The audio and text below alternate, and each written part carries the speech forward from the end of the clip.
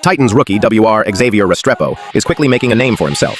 During minicamp, he was the go-to guy, reportedly catching every second or third pass from the QBs. For an undrafted rookie, this is exactly the type of breakout you want to see. Restrepo's hustle, work ethic, and connection with the quarterbacks have him in a great position to earn a roster spot as camp rolls on. Every snap he treats like it's his last, and it's showing. Do you think Restrepo will lock down a spot on the Titans roster? Let us know your thoughts in the comments. And for more under-the-radar player stories and data-driven analysis, check out Greenlit Sports.